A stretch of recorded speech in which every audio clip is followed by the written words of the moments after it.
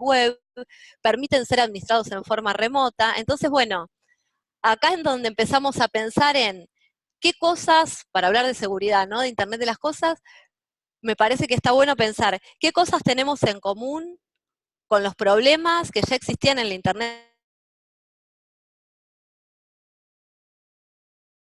de las cosas respecto a las redes o los dispositivos tradicionales, ¿sí?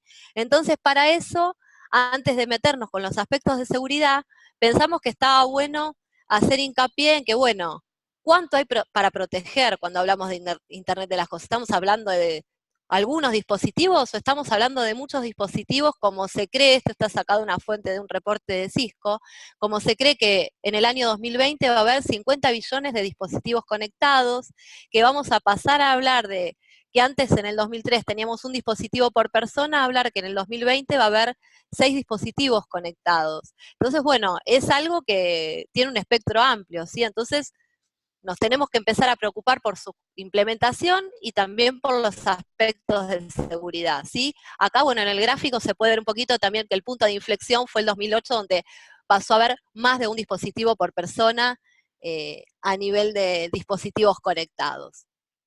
Bueno, cuando pensamos en qué cosas distinguen Internet de las cosas de las redes tradicionales, pensamos en algo que, por ejemplo, ¿quién va a adquirir un dispositivo de IoT? Y un usuario no técnico, ¿sí? Cualquier usuario no técnico sabe dónde adquirir un dispositivo de IoT, y después pasa a ser el administrador de ese dispositivo que adquirió muchas veces, ¿sí? Otra cosa es ese dispositivo que se enchufa y sale andando. Entonces, eso también hace que pensemos en determinadas cuestiones de seguridad, el que sea plug and play, ¿sí? Por otro lado, hay muchos dispositivos tradicionales, viejos, que se convierten en smart y empiezan a formar parte de esta red, de esta gran red de Internet de las cosas, ¿sí?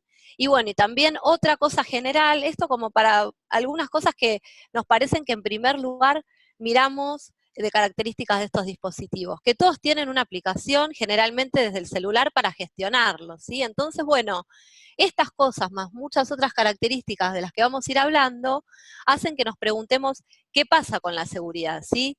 ¿Qué pasa con estos dispositivos que son pequeños y de bajo costo y que muchas veces para poder salir al mercado no tienen ninguna protección relacionada a la seguridad física, ¿sí? ¿Qué pasa con estos dispositivos donde muchas veces su software o sus capacidades de hardware no permiten que corran ahí algoritmos criptográficos complejos, ¿sí? Que a veces son necesarios para proveer seguridad? ¿Qué pasa con estos dispositivos que también están diseñados para tener autonomía porque puede ser que no tengan una conexión de backup a la conexión principal? ¿Qué pasa si esa conexión se cae? O sea, son dispositivos que funcionan con una batería. Bueno, entonces, ¿qué les podemos exigir a esos dispositivos? ¿Sí? Y por otro lado, algo bastante importante, que están desparramados, dispersos y que muchas veces se requiere administrarlos en forma remota. Entonces, bueno, tenemos en el mundo de hoy, por los requisitos que hay de seguridad, tenemos que cumplir con requerimientos complejos y tenemos una plataforma que es la de IoT que tiene recursos limitados, ¿sí? Necesitamos que esos dispositivos se conecten a muchas redes, entonces, ¿cómo hacemos esa autenticación a esas múltiples redes, ¿sí? También necesitamos asegurar que los datos que esos dispositivos toman y que después en algún lado se van a procesar, estén asegurados, tanto esté asegurada su disponibilidad como su confidencialidad, ¿sí? Muchas veces se trata de datos privados, ¿sí? También, como son dispositivos que van a manejar los usuarios, van a tener mucha información personal. ¿Qué pasa con la privacidad de esos datos que los dispositivos manejan? Bueno, hay un montón de preguntas que nos podemos hacer. Y por otro lado, algo que es bastante importante, que siempre se habla de funcionalidad versus seguridad, ¿no? En el mundo tradicional. En este caso tenemos que pensar que también estamos hablando de eso, y aparte estamos hablando de que la disponibilidad de esos datos que estos dispositivos muchas veces colectan y de sus servicios es muy importante. Sí, no sé, pensemos en, no sé, alguna medición, algún dispositivo que mide temperatura, entonces en algún lugar, y eso pasa a algún proceso industrial, entonces si en algún momento ese dispositivo es atacado, o si en algún momento ese dispositivo tiene un problema por alguna vulnerabilidad propia, qué pasa, cómo se enteran los otros sistemas y cómo se recuperan o los otros componentes conectados a ese sistema industrial que este dispositivo dejó de colectar datos. ¿Cómo paleamos eso? ¿Sí? Donde muchas veces estamos hablando de sistemas justamente en tiempo real que hacen uso de estos dispositivos de IoT. Entonces, bueno, hay un montón de cosas que tenemos que tener en cuenta y de las cuales vamos a ir hablando. ¿Sí? Estos son como algunos interrogantes que nos podemos hacer como para arrancar y disparar la charla. Entonces, bueno, no sé si ustedes vieron, pero hubo un montón de noticias dando vuelta en los últimos años. La primera que elegimos en particular, es una noticia de enero del 2017, donde hubo una vulnerabilidad que se detectó en Smart TV LG.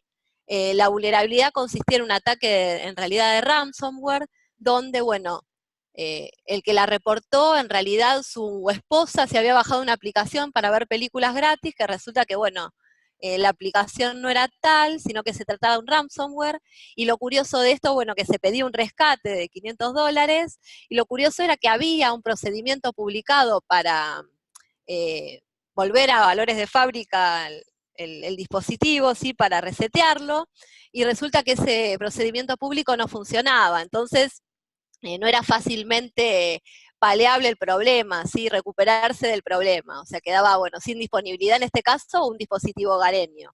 Bueno, esa fue la primera noticia que elegimos, que tal vez la habían visto por ahí. Después otro segundo caso, o de otra zona que vamos a hablar en cuanto a vulnerabilidades en dispositivos de IoT, que también está buena porque pensamos en que los dispositivos médicos muchas veces tienen problemas de seguridad y, bueno, están asociados a la salud, tanto sea para recoger datos como para tratar a un paciente. Entonces, Ale encontró acá una información, de todo tienen los links, ¿no? Como para seguir leyendo y seguir buscando. Encontré información relacionada a una charla de Black Hat del año pasado, de 2018, donde se hablaba de distintos problemas que ven dispositivos médicos, en particular en las bombas de insulina, donde, bueno, dado que los datos se transmitían en texto plano, se podía alterar, por ejemplo, las dosis que se suministraban a los pacientes, o se podría hacer eso. Si bien esto no se trata de un ataque, sino de problemas que fueron analizados como para mostrar en una charla del tema, bueno, es una vulnerabilidad muy importante. También podría pasar que a través de un marcapasos, por ejemplo, se modifique la frecuencia cardíaca de un paciente, ¿sí? Eso también sería algo muy sensible. Entonces, bueno, la primera noticia tenía que ver con un dispositivo hogareño que de última te quedas sin ver la tele. En este caso, ya una vulnerabilidad que puede explotarse en estos tipos de dispositivos relacionados a la salud o a la administración de terapia en pacientes serían aún más sensibles, más críticos, ¿sí? Bueno, después tenemos la clásica noticia, que está seguro que, o muchos la habrán escuchado, de el ataque de Mirai, ¿sí? De una botnet que en realidad hacía ataques de denegación de servicio a los servicios de DNS usados por muchos servidores populares como Amazon, Twitter y demás, donde desde dispositivos de IoT se usaban como bots para hacer consultas reversas y saturar el servicio DIN, ¿sí? A través de un ataque de denegación de servicio. Bueno, esta fue una noticia muy conocida y que empezó a hacer ruido en el mundo porque, bueno, se quedó un montón de gente sin servicio, con servicios que usan a diario, como son estos servicios de Amazon, de Twitter y demás, cosas que todos usamos, y de repente el ataque provenía en forma involuntaria desde dispositivos como eran monitores de bebés, ¿sí? O routers hogareños.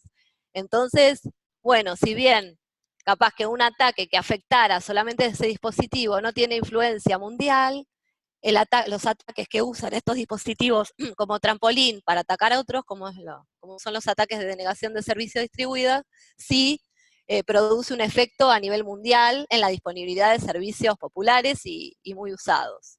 Y en el prestigio de esos servicios si pensamos desde el punto de vista de las organizaciones que los brindan. Así que bueno, este es otro ejemplo de vulnerabilidades en IoT. Y hay millones, ¿sí? Por eso pusimos acá que ni los juguetes se salvan. Si quieren ir a esta URL, van a ver que hay un video relacionado con el robotito que aparece por acá entre los ejemplos de los juguetes de IoT.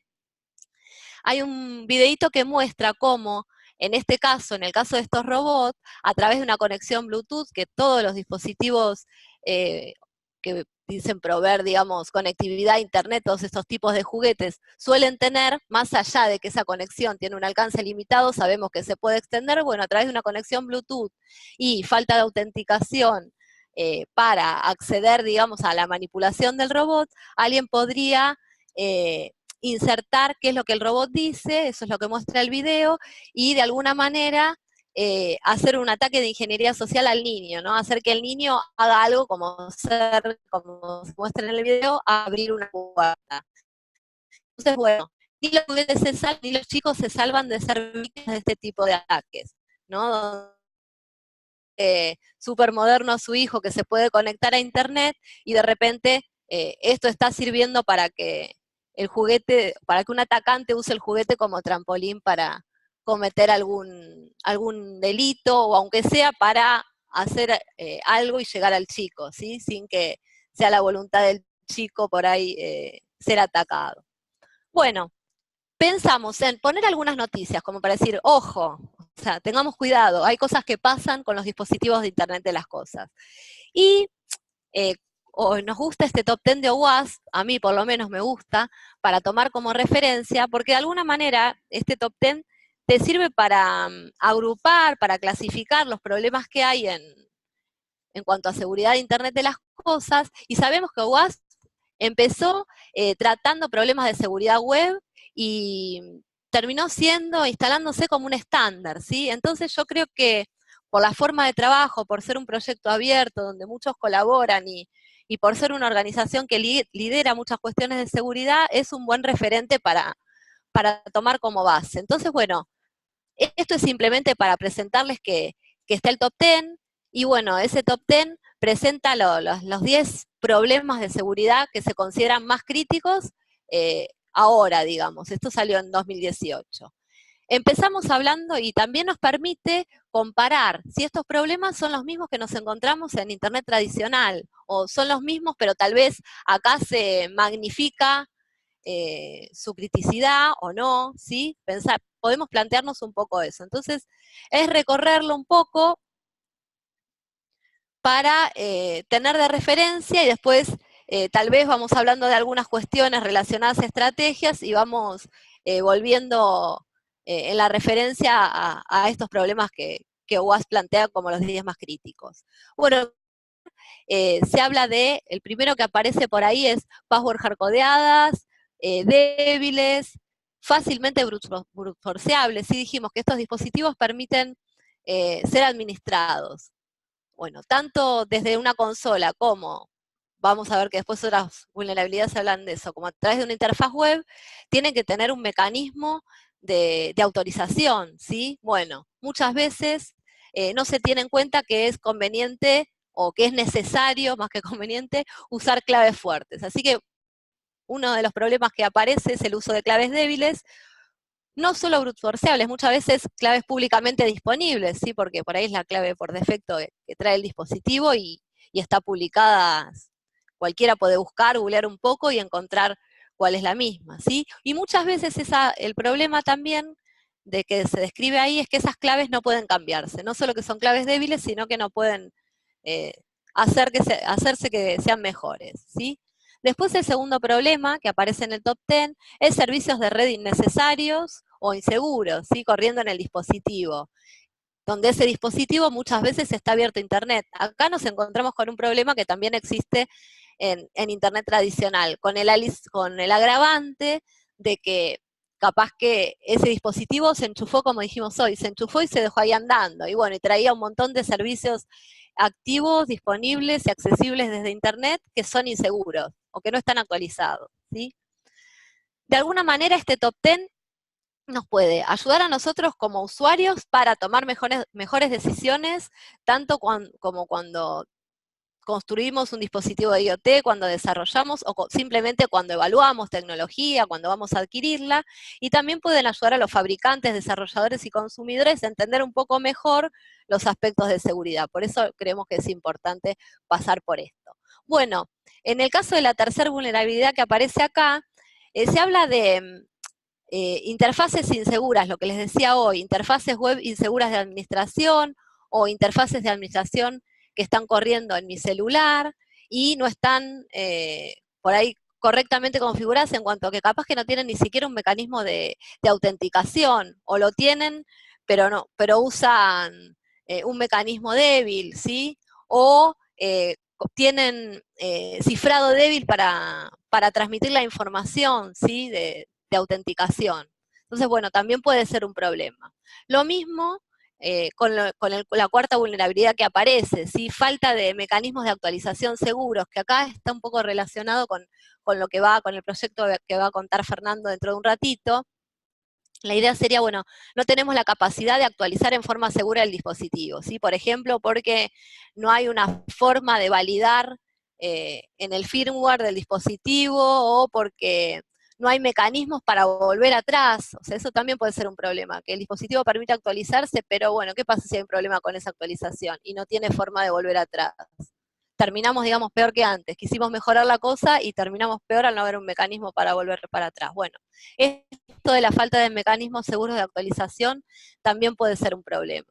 Por otro lado, el uso de componentes inseguras, ¿sí? O componentes o librerías que tenga el dispositivo instaladas que no estén completamente seguras y que permitan ser comprometidas, ¿sí? De alguna manera van a terminar comprometiendo el dispositivo o todo el sistema al que el dispositivo está conectado, ¿sí? Eso también lo solemos ver en los dispositivos tradicionales. Una cosa, la que viene ahora, la 6, digamos, de protección insuficiente de la información privada, de la privacidad, para mí acá se ve magnificada. O sea, los usuarios, la información personal de los usuarios que está guardada en los dispositivos no está protegida adecuadamente. Y acá, de vuelta, como estamos hablando de dispositivos administrados por los usuarios y de dispositivos de uso cotidiano, este problema se vuelve más grande porque los usuarios no somos conscientes de esto, ¿sí? No es lo mismo que el tema de protección de la privacidad de los datos en un servidor que tal vez administra una persona técnica con un poquito más de conciencia, o al menos debería tener un poquito más de conciencia en los problemas de seguridad. Bueno, después se habla también de almacenamiento y transferencia de datos inseguros, donde hay datos sensibles, y bueno, ¿qué pasa? O sea, tienen mecanismos suficientes o adecuados, por ejemplo, de algoritmos criptográficos seguros para proteger esos datos que están guardados o en tránsito. Bueno, acá también nos encontramos con los mismos problemas que en las redes tradicionales, solo que con el agravante de dispositivos como veíamos hoy, que se usan, por ejemplo, para terapias de pacientes, ¿sí? Bueno, después hay otros problemas que aparecen, falta de soporte, como dice acá, en el despliegue o en la puesta en producción de los dispositivos. Podríamos pensar, cuando hablamos acá de falta de soporte, en si tenemos mecanismos para monitorear los problemas de seguridad en estos dispositivos, si contamos con eso, si contamos con mecanismos de respuesta ante un ataque a estos dispositivos, ¿sí? O simplemente los que los instalan y punto. Yo creo que acá, bueno, respecto a este punto, estamos muy maduros todavía, ¿sí? En los previos también, pero en este creo que no, hay poco y nada, ¿sí? Bueno, después aparecen dos problemas más, de los cuales también vamos a ir hablando a lo largo de la charla, como es el seteo inseguro por defecto, ¿sí? Es decir, que vengan seteos, como dijimos, puede ser tanto una clave débil como servicios que no tienen que estar corriendo, como otras configuraciones relacionadas a la seguridad que no sean las adecuadas, ¿sí? Y estamos hablando de dispositivos de vuelta, plug and play, bueno, esto se ve magnificado. Y lo mismo, lo que hablamos hoy, que también aparece acá como un problema en el top 10 de WASP, la falta de hardening físico, la falta de protección física de estos dispositivos, justamente por lo que hablamos. Hablamos de comprar dispositivos baratos, ¿sí? Dispositivos de poco costo y ponerlos a funcionar. Entonces, bueno, si el dispositivo es de poco costo, no va a contar seguramente con algunas características que harían que sean más seguros en cuanto a su parte física, ¿sí? A su hardware. Bueno, con esto más o menos la recorrida por el top 10 de OWASP antes de arrancar con denegación de servicio, que va a seguir Ale, y algunos ejemplos relacionados o la relación de esto con con los dispositivos de IoT. Bueno, ahora la idea es retomar un poquito lo que hablamos al principio de la importancia de este despliegue de dispositivos de IoT en lo que son los ataques de denegación de servicio distribuido. Los dispositivos de IoT que en forma masiva se encuentran en todos lados, que uno los compra y ve que hay cámaras web por todos lados, pueden ser utilizados como una superficie de ataque para este tipo de ataque masivo, como ha pasado con DIN. O sea, el ataque a DIN realmente fue un ataque cuyo origen fue múltiples dispositivos distribuidos por el mundo, y eso hizo que el ataque haya tenido éxito y haya tenido la fuerza que ha tenido realmente. Entonces, vamos a hacer una breve introducción a lo que son los ataques de denegación de servicio distribuido, y después lo vamos a relacionar un poco con lo que estuvimos charlando hasta ahora. Para poder llevar a cabo un ataque de denegación un ataque distribuido de denegación de servicio, tenemos que hablar de dos conceptos importantes que son la reflexión y la amplificación. Para poder hacer este tipo de ataque, lo que nosotros necesitamos hacer es generar una gran cantidad de volumen de tráfico, y para eso vamos a hacer uso de este tipo de dispositivos que en general se lo controla a través de una vulnerabilidad que se descubre, ¿sí? Nosotros tenemos dispositivos desplegados en todos lados y alguien descubre una vulnerabilidad en estos equipos y esos equipos se comienzan a utilizar como plataforma de ataque. Entonces, un ataque de denegación de servicio está comprendido por dos factores importantes. El primer factor es la amplificación. Eso quiere decir que cuando alguien manda un requerimiento, ante ese requerimiento, la respuesta a ese requerimiento siempre es mucho más grande que la solicitud inicial. Hagamos un ejemplo más simple. Yo hago una petición GET a través del protocolo HTTP para consultar una página web, y la respuesta a esa petición HTTP en general es todo el contenido HTML de la página. Es decir, yo pregunto por una cierta cantidad de bytes, y la respuesta a esa pregunta de X cantidad de bytes generalmente es muchísimo más grande de lo que yo pregunto, ¿sí? Entonces ahí estamos amplificando la respuesta. Y eso es muy importante, y vamos a ver que hay muchos protocolos que son amplificables por su naturaleza, ¿sí? Vamos a nombrar al DNS, vamos a nombrar al NTP, que es el servicio de sincronización de hora, y son algunos de los servicios que los atacantes utilizan para lanzar un ataque de denegación de servicio distribuido.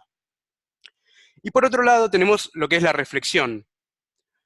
Cuando tenemos el protocolo UDP, nosotros sabemos que el protocolo UDP es un protocolo no orientado a conexión, ¿sí? Entonces no hay un handshake de 3 vías inicial donde se establecen parámetros y se establece una conexión, ¿sí? Entonces, a través de UDP, nosotros vamos a poder realizar lo que es la reflexión, y consiste en enviar requerimientos amplificables utilizando una IP origen espufiada. Eso quiere decir una IP origen distinta a la que yo tengo configurada en el equipo.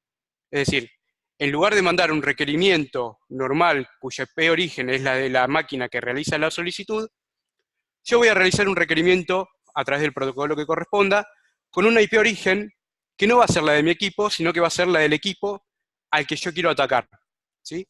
Entonces, cuando el que reciba la respuesta quiera contestar, esa respuesta, en lugar de ir a parar al atacante, va a ir a parar a la víctima, que es la que corresponde con la IP origen que yo utilicé para realizar el ataque. Entonces, si yo lo que hago es una gran cantidad de requerimientos a múltiples IP destinos con una IP origen que es la de la víctima, y utilizo un protocolo que es amplificable, lo que logro es generar un ataque volumétrico y generar una denegación de servicio hacia esa víctima. En el gráfico de acá abajo, para que después lo miren, está un poquito ejemplificado cómo con un requerimiento de 3 megas de tráfico yo puedo generar en la víctima una amplificación de 100x y generar 300 megas de tráfico, generando que ese servicio no quede disponible, ¿sí? En la denegación del servicio a veces el servicio no es vulnerado, sino que se cumple con destruir una de las 3 propiedades importantes de la seguridad de la información, que es la disponibilidad. Es decir, ese servidor que era fuera de servicio, no es que yo lo vulneré, sino que no está disponible, entonces tampoco sirve, ¿sí? Entonces cumplo con ese objetivo. En este caso, acá les presento una tablita que proviene del CERT de Estados Unidos, US CERT, donde observamos el factor de amplificación que se puede lograr con algunos protocolos que en general están basados en UDP, ¿sí?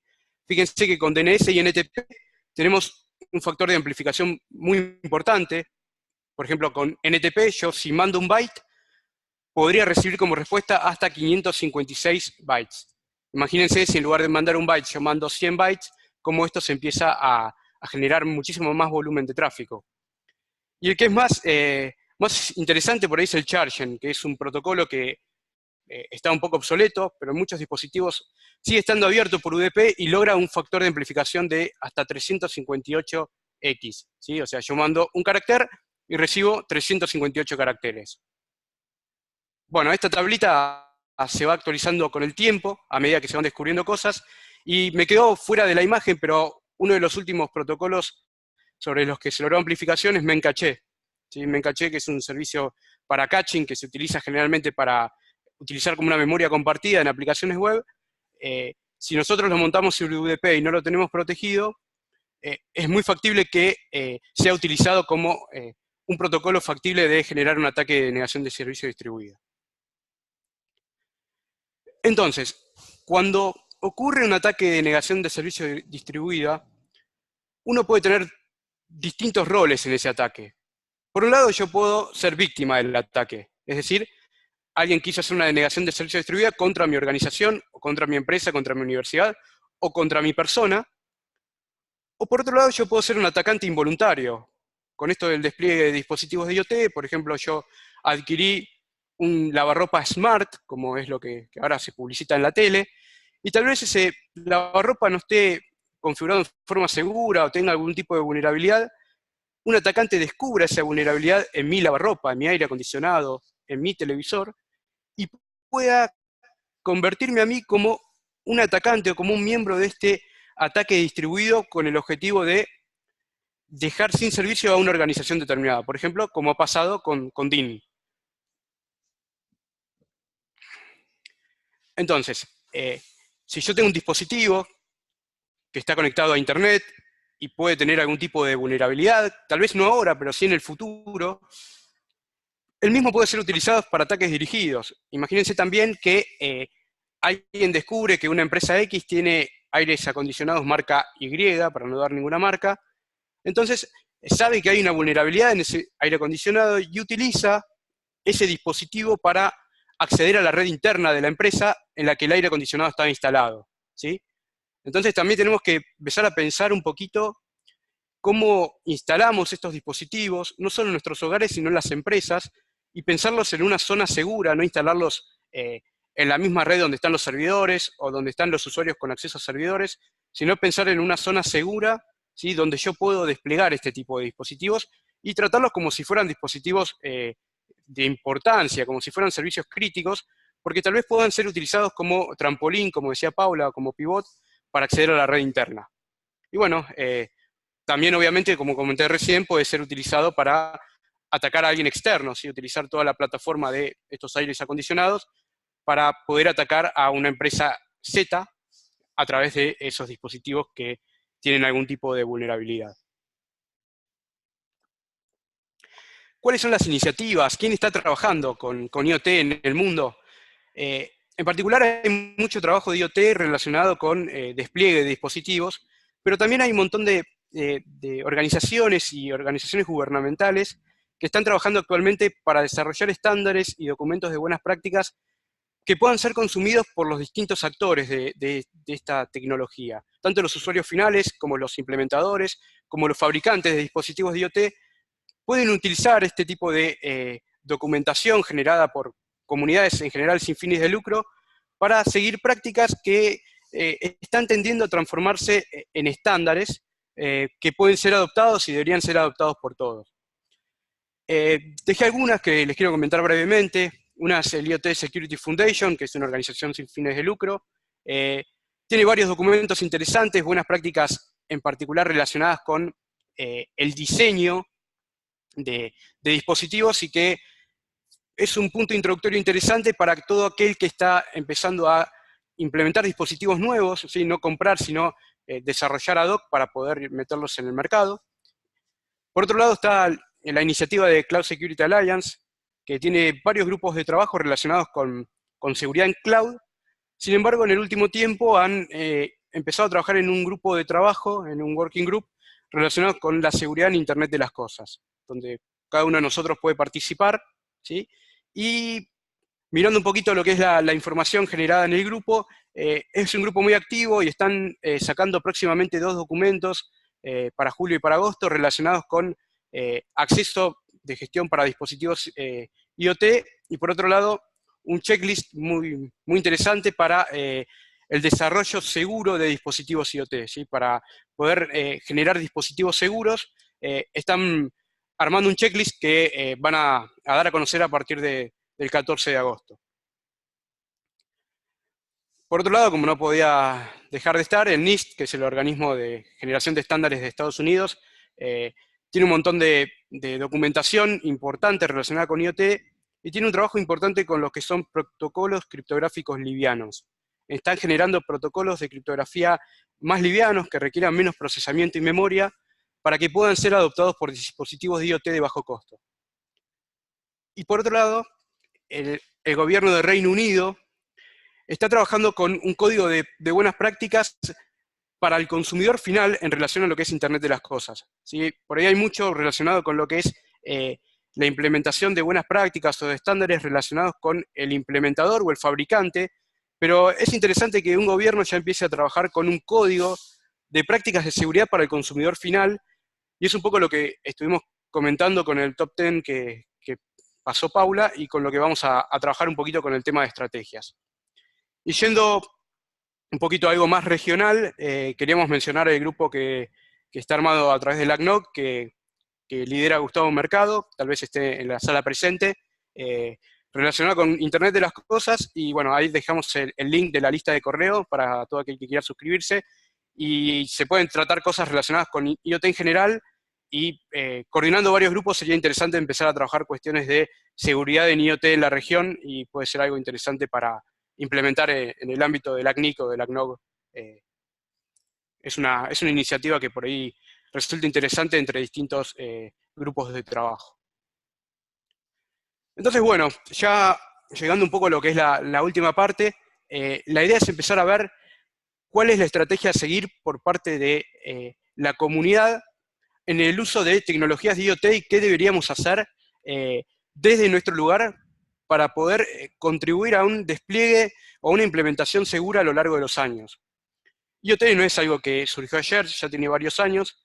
Sin embargo, muchas de estas cuestiones que están acá mencionadas en el slide, todavía requieren mucho trabajo, ¿sí? Hay mucha documentación escrita, no hay muchos estándares, y hay que empezar a trabajar en forma coordinada entre los distintos actores para tratar de que la seguridad en IoT sea algo que surja desde el diseño y se pueda continuar a lo largo del tiempo de vida de ese dispositivo.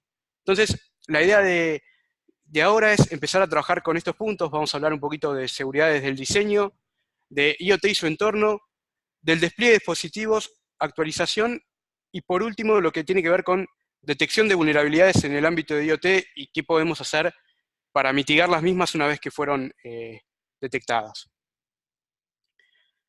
Entonces, bueno, cuando hablamos de seguridad desde el diseño, haciendo un poquito de referencia a lo que Paula hablaba hoy del top 10, cuando nosotros tenemos un dispositivo, que vamos a llamar un dispositivo de tipo IoT, ¿sí? Cámaras, televisores, lavarropas, marcapasos, bombas de insulina, lo que fuere, tenemos que asegurar todo el dispositivo, y no solamente dejar seguro lo que nosotros decimos es el software, sino que cuando hablamos de IoT tenemos que hablar de seguridad en el software, en el hardware, y en los distintos protocolos de comunicación. Y no solamente en los protocolos de comunicación entre el dispositivo y esa posible cloud donde se almacene la información que genera el dispositivo, sino la comunicación entre los distintos dispositivos de IoT que pueden llegar a trabajar en conjunto. Pongamos, por ejemplo, una red de sensores en un viñedo en Mendoza, donde esos dispositivos tienen que hablar entre ellos para poder determinar cuándo riega uno y cuándo riega el otro. Si esa comunicación no es segura, tal vez lo que se haga con el campo y el riego genere muchísimas pérdidas económicas por una mala protección de la comunicación ante una posible interferencia de digamos, de la competencia, podría llegar a ser. Entonces, cuando hablamos de seguridad en software, seguramente ya un poco es lo que tenemos más cercano, porque se relaciona un poco con lo que es la seguridad en un software tradicional. Cuando hablamos de seguridad en el hardware, también hay que hablar un poquito de lo que es la seguridad en lo que tiene que ver con la detección de cuando se viola un dispositivo, es decir, cuando se abre un dispositivo. Uno podría pensar en la seguridad desde el diseño en relación al hardware cuando uno diseña un dispositivo IoT y pone algún tipo de sensor que determine que ese dispositivo le abrieron los tornillos, por ejemplo. Entonces, en ese caso, podría el dispositivo de alguna forma autodestruirse o dejar de funcionar porque una apertura física del dispositivo puede llegar a generar digamos, un problema de seguridad física y después un tema de seguridad lógica. Entonces, bueno, acá surge el tema de lo que dicen los fabricantes, que tiene que ver inseguro y barato versus seguro pero caro. ¿Por qué? Porque los fabricantes, cuando uno lee sobre este tipo de dispositivos y lo que es la seguridad en IoT, le dicen la criptografía es cara, requiere memoria y requiere procesador. Sin embargo, cuando yo quiero generar un dispositivo barato y que por ahí sea autónomo, cuando yo necesito consumir mucha memoria y mucho procesador, también voy a consumir mucha batería. Entonces, ahí es donde los fabricantes como que dejan en forma laxa lo que es la criptografía, utilizan protocolos inseguros, o hacen protocolos ad hoc, que parece que para ellos son seguros, pero para eso están los protocolos estándares que deberíamos utilizar. Entonces está esa dicotomía de inseguro y barato versus seguro pero caro. Después, otra de las interrogantes que tenemos que pensar un poquito es qué pasa una vez que el dispositivo fue desplegado. Si el dispositivo no fue pensado con aspectos de seguridad, ¿es posible incorporarle seguridad? ¿Qué costo tiene implementarle seguridad? Por ahí ya el dispositivo per se no fue pensado con temas de seguridad y para poder implementarle seguridad tengo que cambiar el hardware y el despliegue tiene que ser como un despliegue nuevo. ¿Sí? Entonces, tal vez el costo de implementar la seguridad una vez desplegado puede ser muy alto. Por otro lado, ¿hay algún marco que obliga a los fabricantes a implementar seguridad en el dispositivo? Bueno, un poco es lo que yo estuve contando hoy de las iniciativas de los distintos gobiernos o organismos, y acá queríamos hacer referencia a una iniciativa de la región, ¿sí? Del grupo de BICOP de la ACNOG, donde se está terminando de cerrar una especificación de mínimos requerimientos de seguridad para la adquisición de lo que son los CPE. ¿Sí? Los CPE son los dispositivos que el proveedor de Internet le deja al cliente final para poder conectarse a Internet. Entonces, bueno, el grupo que lidera Lucimara, de CERVR, está terminando de cerrar una serie de requerimientos mínimos que se debería pedirle al proveedor del dispositivo, o sea, al que vende, perdón, el dispositivo para conectarse a Internet, qué debería tener o cómo debería haber configurado al momento de solicitar la compra de los mismos. Después, el dispositivo IoT por sí solo no está en una, digamos, en una burbuja, no trabaja autónomamente, sino que se comunica con otros. Entonces, hay que empezar a pensar de dónde se almacena esa información generada por el dispositivo, cómo se transmite a esa, llamémosle cloud, ¿sí? Con qué protocolo, ¿sí? Cómo se realiza ese almacenamiento de datos tanto en el dispositivo o tal vez en esa cloud o en ambos lugares. Una vez que esa información llega a ese repositorio, ¿cómo se guarda esa información? ¿Cuál es la política de privacidad de esos datos generados? Es importante en este caso cuando tal vez yo tengo un dispositivo que recolecta información de mi salud, como hablamos hoy, de la bomba de insulina, el marcapasos, y eso se manda a una cloud donde el médico puede llegar a ver cómo estoy yo de salud. Ahora, ¿cómo se gestiona esa información? ¿Dónde se guarda? ¿Quién tiene acceso? ¿Cómo se almacena en el disco? ¿Está cifrado? ¿No está cifrado? ¿Quién es el dueño de la información? Son todas cuestiones que tenemos que empezar a pensar y que también exceden un poquito lo que es el IoT. Y por otro lado, ¿quiénes consumen esa información que se genera? ¿Sí? Podemos dar otro ejemplo, las cámaras de seguridad de las ciudades donde vivimos nosotros generan imágenes que en general son consumidas por distintos actores, generalmente son distintos organismos de gobierno, y y por ahí tienen distinta alcance de qué debería ver cada uno. Entonces, es un tema a discutir quiénes deberían ver esa información que se genera en dispositivos de IoT. Después pasamos un poquito a lo que es la etapa del despliegue, es decir, la puesta en funcionamiento del dispositivo. Si hablamos de un CPE, en general lo hace el proveedor de Internet. Pero cuando hablamos de otro tipo de dispositivo, por ejemplo cámaras, en general lo hace el usuario final o la empresa que lo compra. Ahí ya el proveedor queda de lado, salvo que uno vaya y contrate una empresa que le instale las cámaras en su empresa o en su casa. En general uno va, accede a un sitio de compras y adquiere este tipo de dispositivos. Ahora bien, si el dispositivo viene preconfigurado, ¿obliga al usuario a cambiar las contraseñas? ¿Las funciones que no son necesarias vienen deshabilitadas por defecto? Esas son preguntas que tenemos que empezar a hacernos. Y la realidad es que lo más importante es saber si el usuario tiene conocimientos. Y ustedes me dirán, no, el usuario final no tiene conocimientos de todo esto. Él compra el dispositivo, lo instala y sabe que cuando quiere utilizarlo, agarra su aplicación y antes de llegar a la casa prende el aire acondicionado y con eso está contento que cuando llega a su casa el aire acondicionado ya le puso el ambiente a 24 grados y está feliz. El usuario no tiene más conocimientos que eso, entonces no sabe si está seguro, inseguro, si tiene que cambiar la clave, si está mandando datos a una cloud determinada. Entonces, ahí la última dicotomía es plug and play versus configuración inicial, que son otra de las cuestiones que tenemos que empezar a pensar. Y ahora está el tema de las actualizaciones. Yo compro un dispositivo y una de las preguntas a hacer es si el dispositivo tiene la posibilidad de actualizarse. Tal vez el dispositivo no haya sido pensado con posibles actualizaciones. Ahora bien, ¿quién tiene la responsabilidad de actualizar el dispositivo? ¿Una potencial víctima? ¿El usuario? ¿El fabricante? Ahora, el fabricante podría actualizar el equipo, imagínense que podría hacerlo. ¿Podría acceder sin nuestro consentimiento o el usuario dueño del dispositivo debería darle una autorización para hacerlo? ¿Y el usuario sabe cómo darle esa autorización? Por otro lado, una potencial víctima, el gobierno. Imagínense que el gobierno quiere evitar que todos esos dispositivos le hagan un ataque de negación de servicio. ¿Tendría, digamos, el poder para poder acceder a actualizar esos dispositivos? Esas son preguntas que es importante poder realizarlas. Y por otro lado, yo supongo que actualizo mi dispositivo. ¿Cómo sé que mi dispositivo no fue infectado al momento de ser actualizado?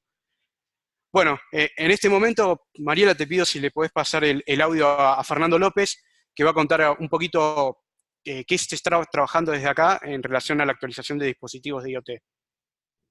¿Cómo no, Ale? Ya lo hacemos.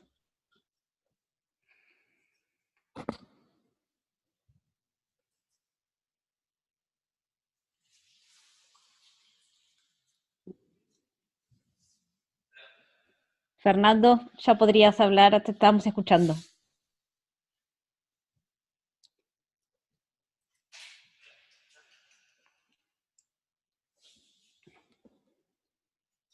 No.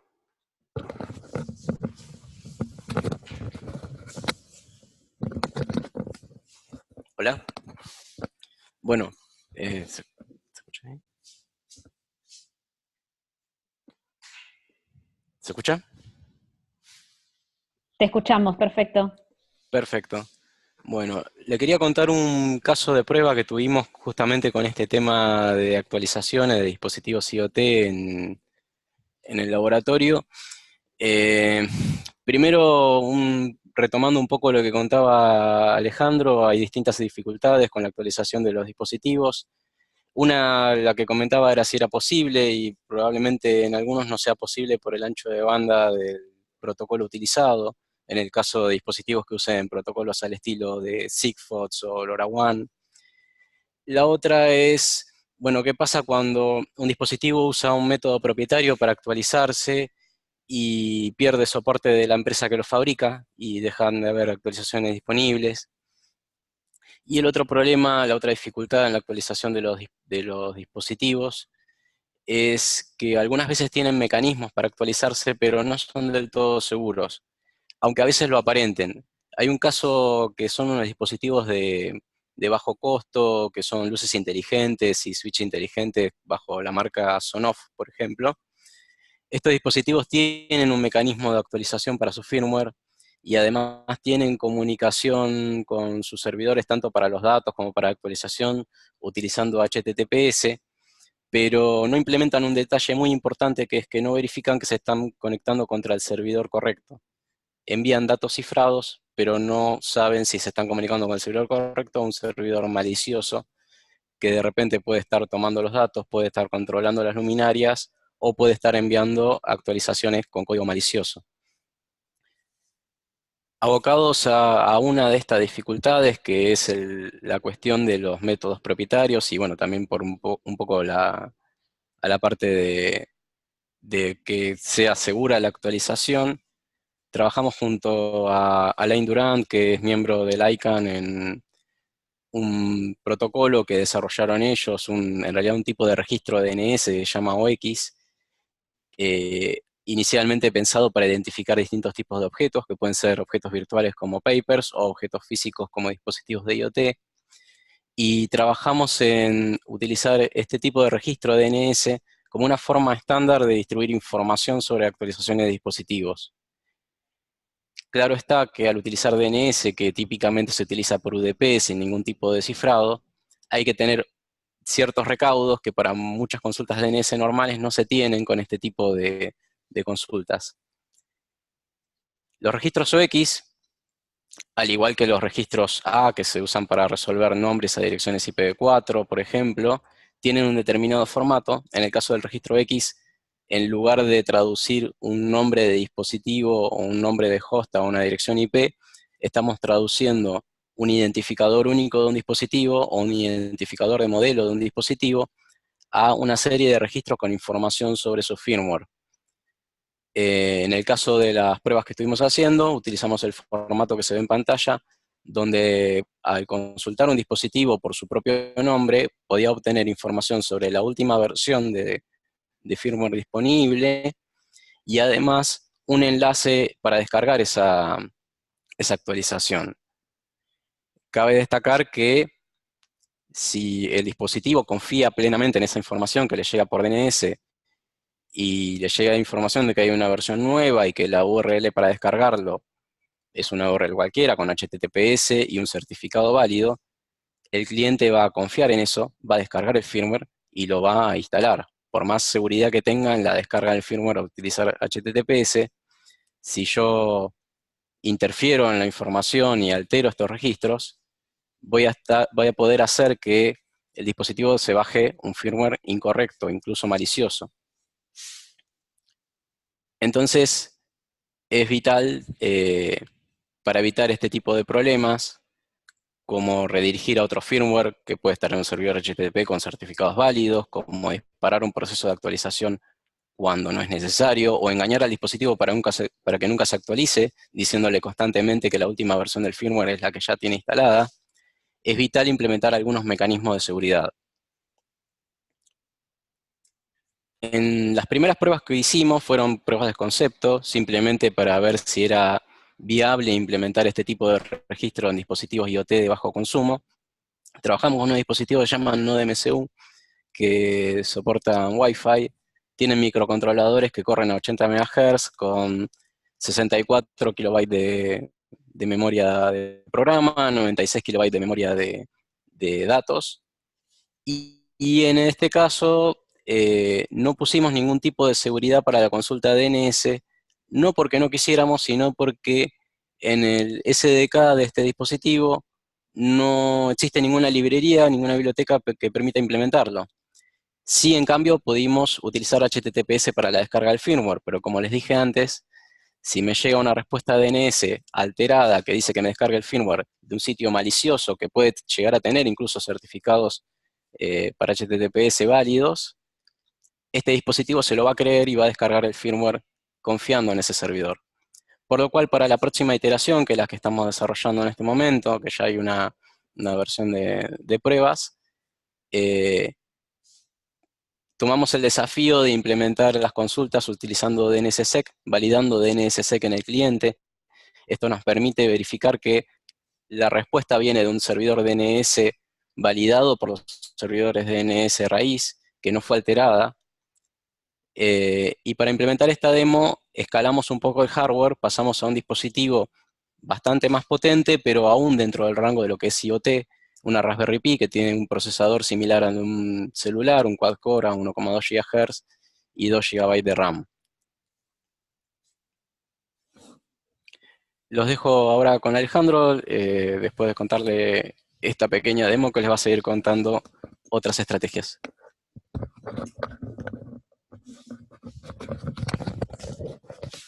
Bueno, nuevamente acá estoy yo, Alejandro.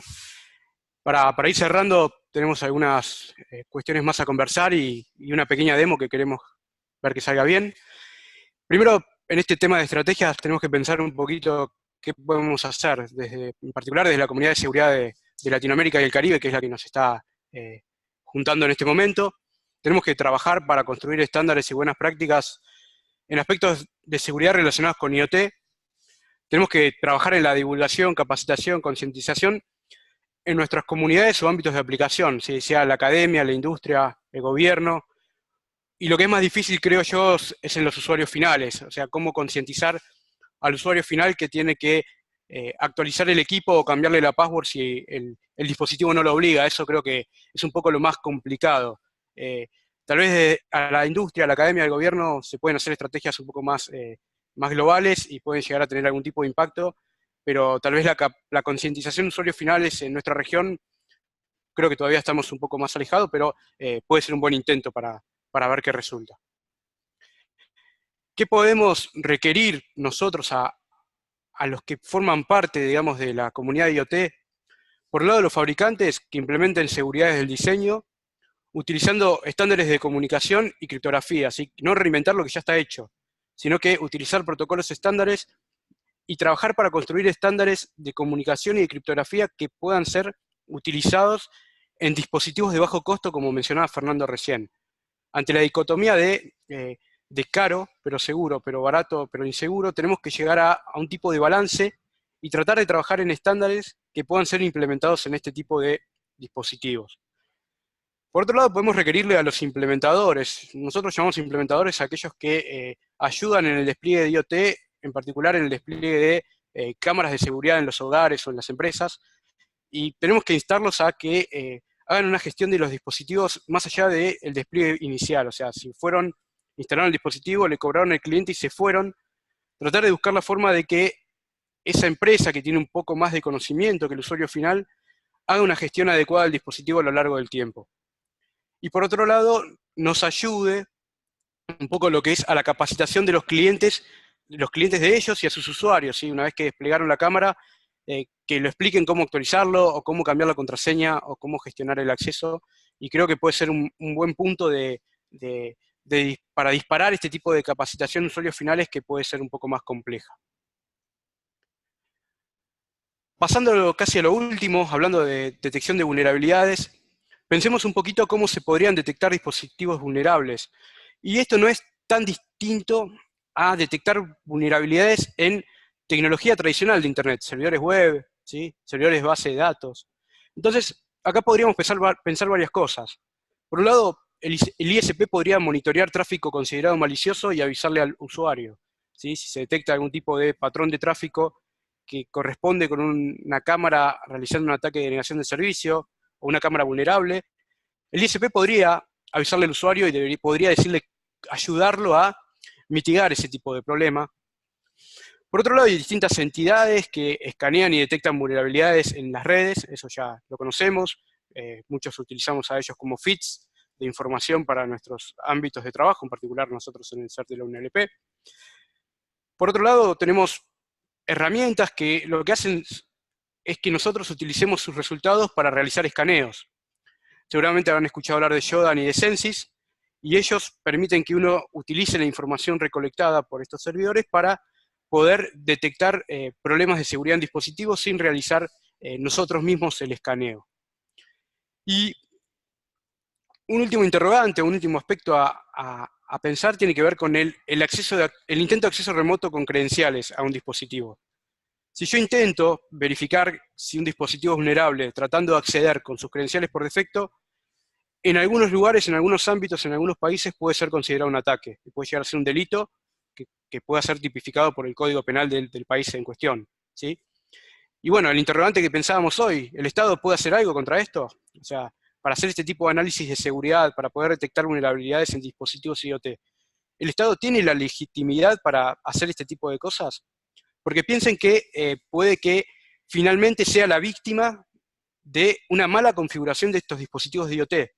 Entonces, es un aspecto a pensar y a trabajar entre todos, y obviamente por ahí no se excede, pero es uno de los temas que a mí me interesa poder discutir. Bueno, entonces, ¿cómo podríamos detectar dispositivos vulnerables? Nosotros, como dije recién, podríamos utilizar Shodan.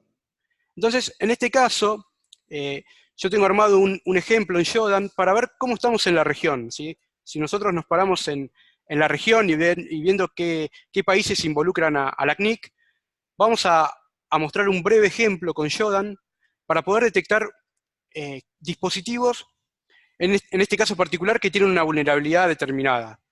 Hace un tiempo surgió una vulnerabilidad en un dispositivo que tal vez no es puramente de IoT, que tenía que ver con el Smart Install de Cisco, y la idea es ver si podemos, cómo estamos en la región en relación a ese protocolo. A ver si se ve la pantalla, discúlpenme un momentito. ¿Se ve la pantalla ya? Compartida. Un segundito.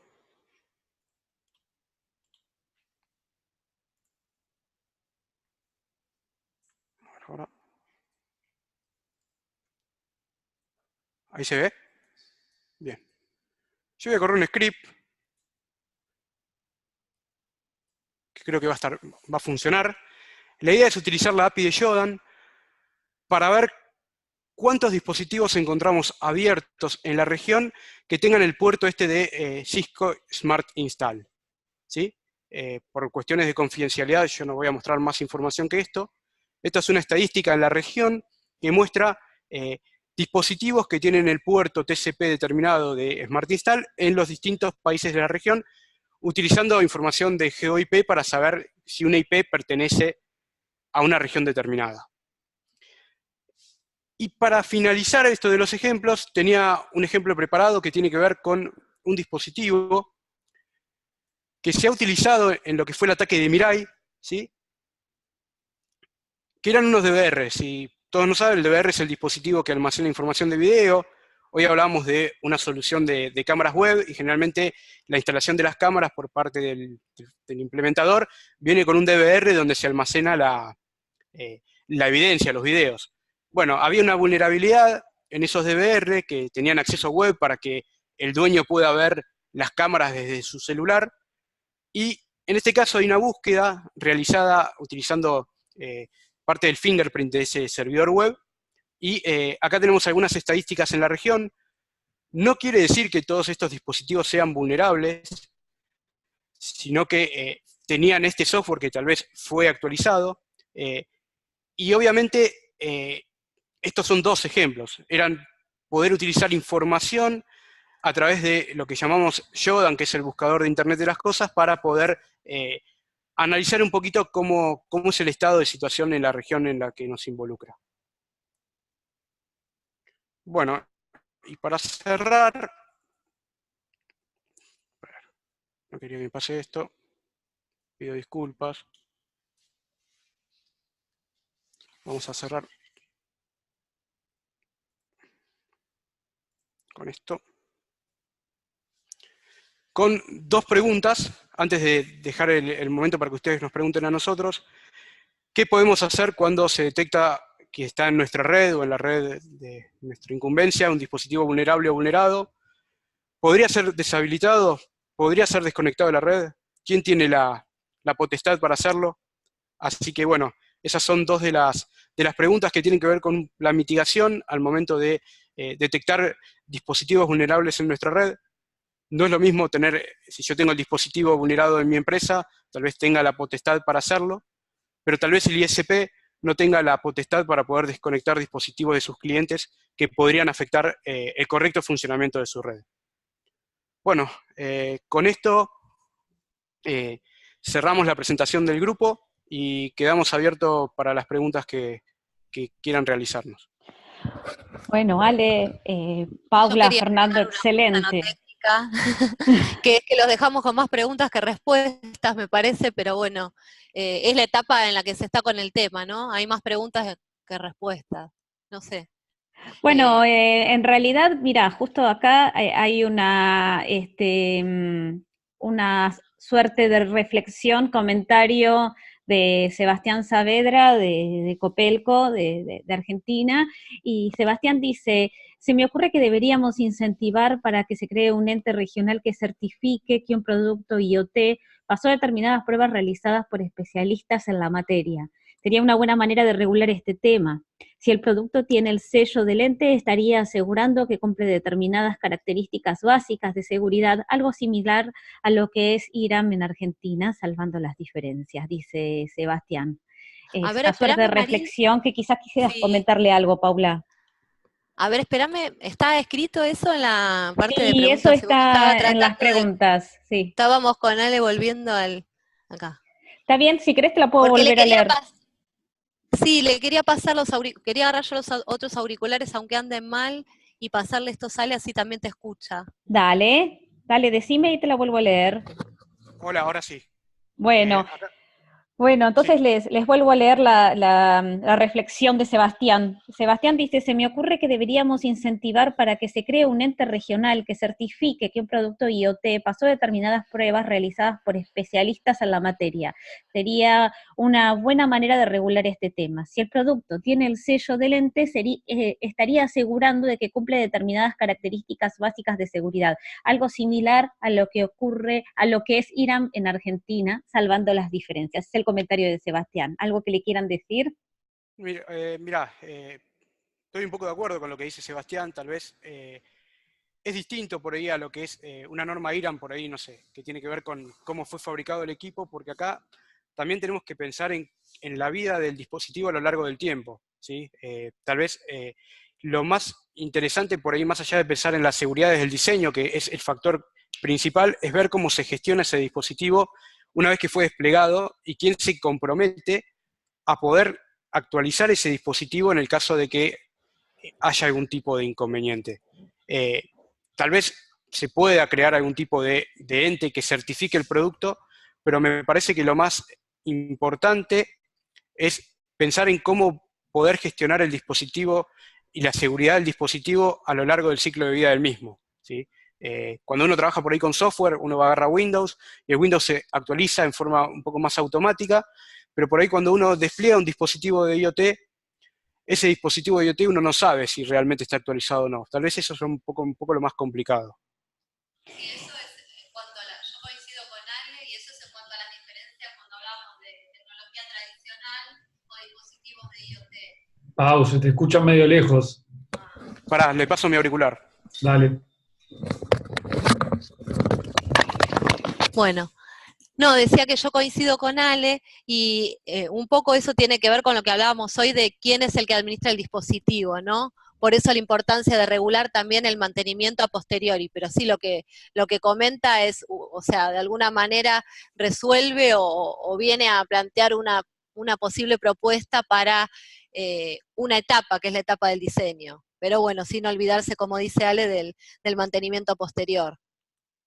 Buenísimo. Bueno, les cuento que tenemos más preguntas. Bueno, Bueno. una es muy simple de contestar. Dice, hola, ¿van a compartir el video de presentación? Les cuento que sí, se está grabando toda esta presentación, así que va a estar disponible. Les vamos a pasar el link para que puedan acceder.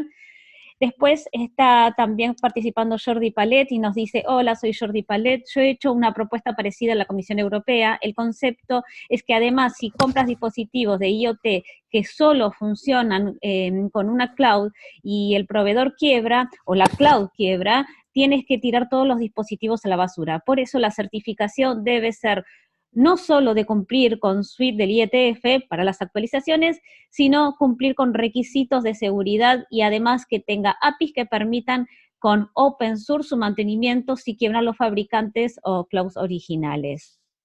Eso, bueno, es más que nada, supongo, un agregado a lo que ya lo que habían dicho, ¿no? No sé si quieren comentar algo. Sí, esto tiene que ver, más allá de con la seguridad, también tiene que ver con lo que es la filosofía de comercial o de productos abiertos, me parece a mí. Ahí lo que está planteando es, bueno, que al dejar de tener una de las componentes, en este caso el servicio de la cloud, como que deja de estar todo disponible, digamos, el dispositivo queda ahí sin poder utilizarse.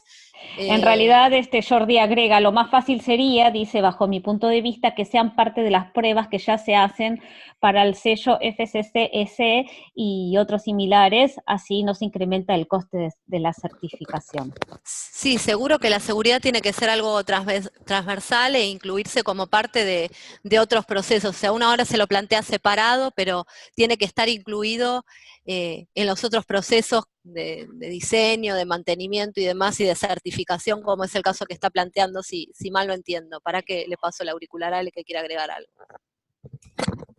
No, yo quería agregar que concuerdo con Jordi en la utilización de APIs, estándares y de todo lo que pueda llegar a ser de código abierto, va a favorecer, digamos, el ciclo de vida en los aspectos de seguridad del dispositivo y el IoT, dado que, por ejemplo, como decía recién, si una empresa deja de existir, alguien podría continuar con la implementación de aspectos de seguridad del dispositivo. El problema es hacerle entender a la industria de la importancia de utilizar estándares, de utilizar software abierto, de tener buena documentación para que ese dispositivo pueda perdurar a lo largo del tiempo. ¿Sí? Por ahí se piensan en dispositivos con un ciclo de vida mucho más corto en este tipo de tecnología, sin embargo, con esto de que las empresas van apareciendo, desapareciendo, se van fusionando y demás, si se logran realizar medidas estándares, de implementar cosas estándares y que puedan ser reguladas por organismos gubernamentales que perduran a lo largo del tiempo, va a facilitar el despliegue de seguridad en aspectos de IoT. Tenemos otra pregunta de Diego Aguilar. Diego dice, ¿todos estos avances de IoT están siendo sobre los protocolos IP versión 4 e IP versión 6? En particular, lo que nosotros estuvimos comentando excede al protocolo, ¿sí? Obviamente, cada protocolo tiene sus vulnerabilidades, ¿sí? Desde la CNIC se habla mucho de lo que tiene que ver con seguridad en IP versión 4 y particular con IP versión 6, y muchos de los problemas de seguridad exceden a lo que es la capa de red en este tipo de soluciones, y por ahí los problemas de seguridad suscitan en capas superiores, en particular en la capa de aplicación. Lo que habla Jordi en relación a la industria, si los países pueden obligar, eso sería lo más fácil para que la industria pueda someterse a esos requerimientos. Sí, Ale, les leemos eso a todos los espectadores. Perfecto, les perdón. Cuento que Jordi además agregó, a la industria no hace falta hacérselo entender, los países pueden obligar para que se puedan importar esos productos que cumplan esas certificaciones, ni más ni menos como se hace ahora. Perfecto. A eso iba entonces tu comentario, Ale. Perfecto. Bueno, y les digo, tenemos, yo sé que estamos pasados de tiempo, pero hay unas cuantas preguntas. Si están dispuestos los panelistas, podemos seguir unos minutitos más. Sí, no hay problema.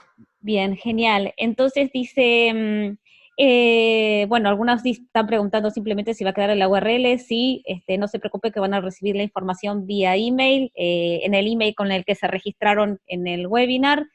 Y les comento que Henry decía, como la mayoría de los ejemplos de ataques son reportados utilizando IPv4, ¿podemos decir que al utilizar solo IPv6 en dispositivos IoT estamos más seguros? ¿O ese pensamiento está equivocado o no tiene relación? ¿Hay algún estudio que haga esa comparación? En particular, hay dos cuestiones que no lo pude comentar durante la presentación, que tiene que ver a veces que uno cuando tiene implementado NAT piensa que su red está segura. ¿Sí? Cuando hablamos de IPv4, 4, generalmente en las redes hogareñas uno dispone de una sola IP pública en IPv4 4, y uno piensa que porque tiene NAT, la seguridad de su red está protegida por ese enmascaramiento. Cuando trabajamos con IPv4 6, no quiero cometer ningún error, si no Jordi seguramente me va a poder corregir, tenemos que pensar que la seguridad de la red va a tener que ser la misma que en IPv4 4. Tener direcciones de 128 bits tal vez complique un poco lo que es el escaneo de la red, si se quiere hacer un escaneo completo de la red utilizando los mecanismos que se utilizaban en IPv4 4, si lo trasladamos a IPv4 6, obviamente por el espacio de direcciones el escaneo va a ser muchísimo más lento, ¿sí? Sin embargo, los problemas de seguridad que podemos tener en dispositivos de IoT en capas superiores van a exceder si está direccionado a través de IPv4 o IPv6, ¿sí? La red va a tener que ser protegida de la misma forma. Cuando hoy hablaba de implementar una red segura para los dispositivos de IoT en nuestra organización, va a ser lo mismo a través de IPv4 que a través de IPv6. Perfecto. Bueno, les pregunta también Mino Ramírez, dice, ¿cómo saber si los Smart Sockets son seguros? Perdón, ¿me la repetís, por favor? ¿Cómo saber si los Smart Sockets son seguros? En particular, cuando uno quiere verificar la seguridad de una implementación, lo que debería siempre hacerse es analizar cómo fue diseñada esa solución, tanto desde el diseño como el código, ¿sí? Distintos organismos, en particular, realizan distintos test de seguridad en todos los aspectos de los dispositivos y de los protocolos, y por más que uno diga voy a implementar determinado protocolo, tal vez ese protocolo, si no es configurado o utilizado en la forma correcta, termine siendo inseguro, ¿sí? Entonces, uno no puede decir voy a utilizar el protocolo X y sabe que ese protocolo es seguro por defecto, sino que uno debería realizar las configuraciones correspondientes para que ese protocolo trabaje en forma segura, ¿sí? No es que yo puedo decir, de la misma forma que no puedo decir que los mouse marca X son todos seguros, ¿sí? Lo mismo con otro tipo de protocolos. Bien, Ale, entonces te comento que está Gustavo Mercado, tal como habías preguntado vos, entre los espectadores, y Gustavo dice, Paula y Alejandro, muy buena conferencia, ofrezco el Working Group IoT@lagno para publicar información de seguridad.